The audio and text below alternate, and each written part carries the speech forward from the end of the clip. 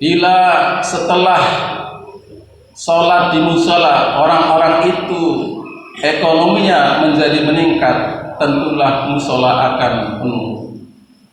Bila setelah melaksanakan sholat Jumat kemudian orang-orang itu menjadi kaya, tentulah masjid menjadi penuh. Bila orang-orang yang beriman itu lebih sejahtera hidupnya di dunia, tentunya orang kafir tidak laku. Akan tetapi faktanya di antara orang-orang yang beriman ada yang kaya, ada juga yang miskin. Fakta lainnya adalah orang-orang kafir pun, orang-orang yang tidak beriman pun, mereka juga ada yang kaya dan ada yang miskin.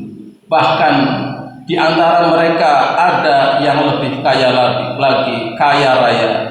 Padahal mereka tidak ingat Allah, tidak sholat, tidak berpuasa, bahkan mereka tidak menyembah Allah Subhanahu wa Ta'ala. Kenapa? Karena mereka dibiarkan oleh Allah untuk mendapatkan dunia dalam kemurkaannya.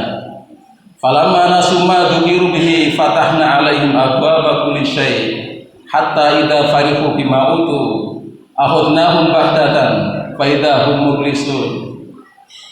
Ketika mereka melupakan peringatan dari Allah Subhanahu wa Ta'ala, mereka lupa dengan Allah Subhanahu wa Ta'ala, mereka jauh dari ajaran Islam.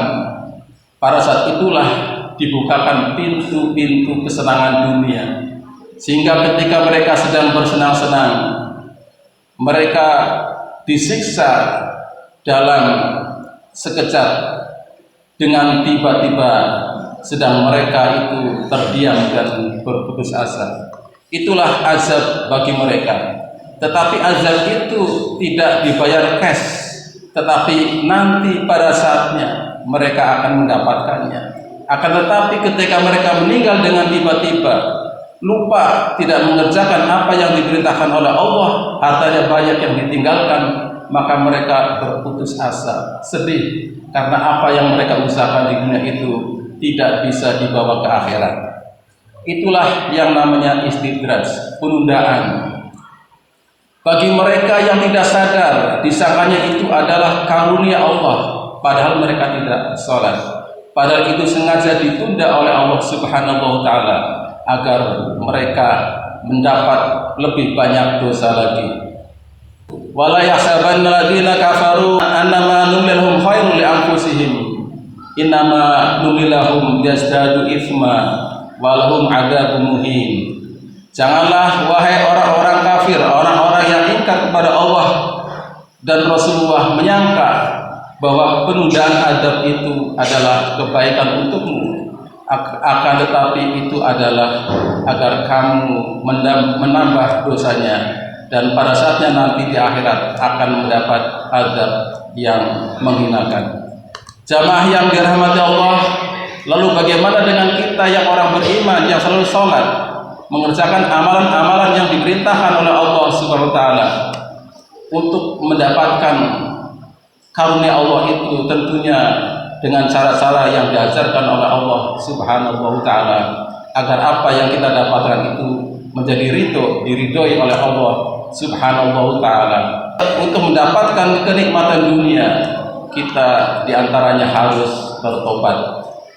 Wa nastaghfiru rabbakum tsumma tubu ilaihi yumatikum matan hasanan ila ajalin musamma wa yu'ti kulli fadlin fadlah wa in tawallaw fa inni akhafu alaikum azaba yaumin kabir. Maka hendaklah kita semuanya, kalian semuanya, minta ampun kepada Allah dan bertobat kepadanya. Insya Allah, Allah akan memberikan kenikmatan hidup di dunia sampai batas waktu yang ditentukan. Orang-orang yang punya keistimewaan akan diistimewakan oleh Allah Subhanahu wa Ta'ala. Oleh karena itu, para jamaah sekalian, marilah kita selalu senantiasa meningkatkan ketakwaan kita, karena itu adalah bekal kita untuk di akhirat, dan insya Allah di dunia kita akan mendapat kesenangan yang diridhoi oleh Allah Subhanahu wa Ta'ala.